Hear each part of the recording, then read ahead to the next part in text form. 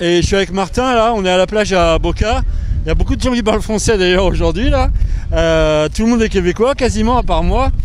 Et non, j'ai juste une question, il paraît que c'est la panique là, les Québécois en Floride, ça se passe pas bien, tout le monde s'en va, rentre au Québec. Ben, nous autres, on trouve ça drôle parce que sur le terrain, il n'y a absolument rien qui a changé. Les médias n'aident pas. Les médias québécois, justement, ils essayent de monter les autres un contre les autres puis faire paraître de la panique ou ce qu'il n'y en a pas réellement. C'est la panique parce qu'il pleut là.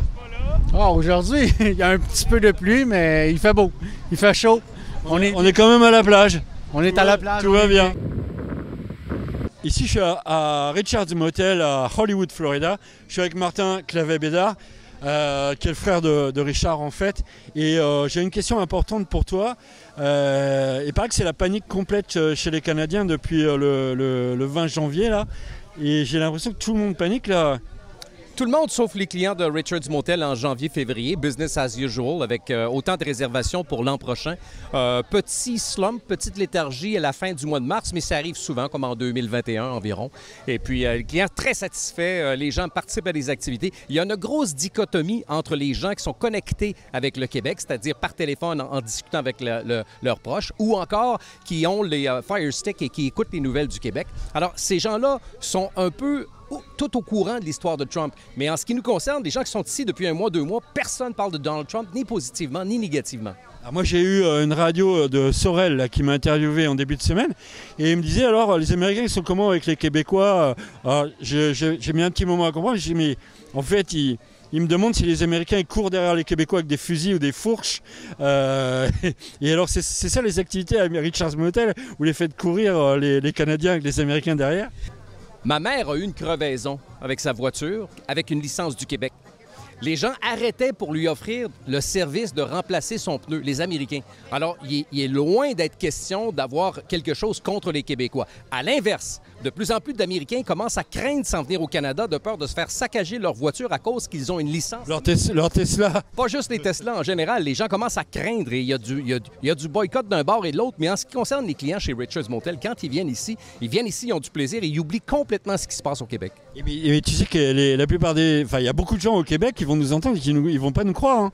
Ben, c'est peine à croire, mais les gens qui viennent ici, qui ont du plaisir, la température à 28-30 degrés Celsius, participent aux activités de chez Richard's Motel, ils vont à la plage de Hollywood, ils ont le même plaisir que par les années passées. Et pourtant, quand ils reviennent au Québec, c'est comme une frénésie complète. Puis qu'est-ce qui se passe? Salut Diane. Alors il paraît que c'est la panique là, avec les Canadiens là et que vous êtes pourchassés par les Américains en Floride, ils vous aiment pas du tout. Je pense que les Canadiens paniquent pour rien parce qu'il faut juste laisser retomber la poussière, c'est tout. Et il n'y a pas spécialement de problème ici? Non, pas du tout. Donc c'est pas vrai ce qui se dit sur les médias canadiens qu'il y a la panique des Québécois en Floride? Pas tout à fait. Il y en a peut-être quelques-uns qui paniquent, mais ils devraient pas. Ok, alors on pourrait croire qu'on est au Québec, là on est sur les bords du Saint-Laurent et on a un désastre aujourd'hui à Boca. On est le 29, c'est ça, le 29 mars. Alex, comment ça se passe avec les Canadiens ici? Il paraît que tout va mal avec les Canadiens, ils ne sont pas tellement aimés aux États-Unis. Il n'y a aucun ressentiment pour ça. On est une communauté même à l'intérieur d'une communauté américaine, puis il n'y a aucun ressenti pour nous. Aucun problème, hein. J'ai pas vu un seul Canadien qui me dise qu'il y a un problème ici en Floride. A priori tout va bien, les Américains sont sympathiques avec tout le monde. Hein. Exact. Les Américains, il y en a qui n'aiment pas les Canadiens, indépendamment de la politique, donc... Ouais, mais enfin, on les voit pas souvent quand même. Hein. Absolument pas. Enfin, bon bah vous voyez, tout va bien à part qu'il pleut parfois en Floride, comme vous pouvez vous en rendre compte. On est juste en début de printemps. Jaco, toi, tu as fait toute la saison, beaucoup en tout cas. Ça fait longtemps que je te vois ici à Richard. Là. On arrive à la fin de la saison. Ça fait 2 mois qu'on parle de panique dans les médias canadiens. C'est la 3e fois qu'on se voit là en 1 mois. J'ai l'impression que tu es complètement paniqué, Jaco. Là. Ah, moi, je suis paniqué à tous les jours, ça n'a pas de bon sens. Je regarde l'Internet, j'écris des petites choses, puis je comprends pas que le monde panique de même.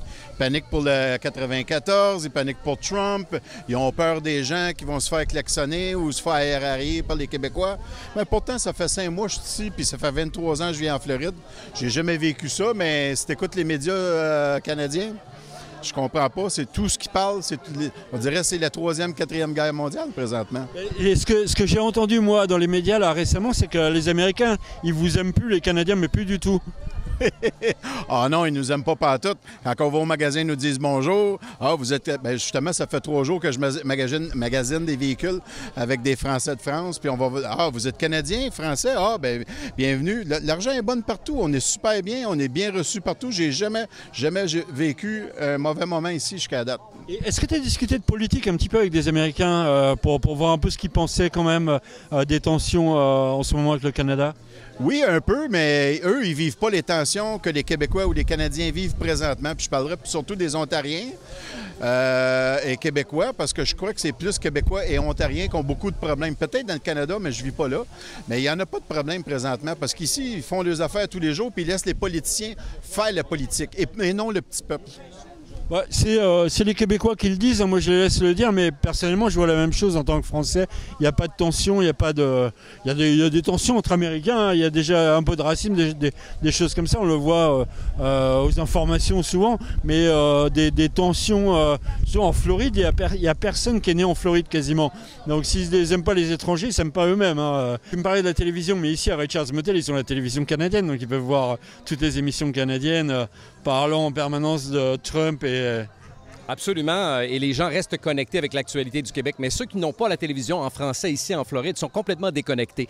Un ami à moi qui se prénomme Michel, qui habite pas loin de chez nous, pas nécessairement chez Richards Motel, me disait que lui, il a été depuis le 15 décembre arrivé ici en Floride, et c'est seulement la semaine passée, à la fin du mois de février, qu'il a décidé d'appeler sa famille pour la première fois.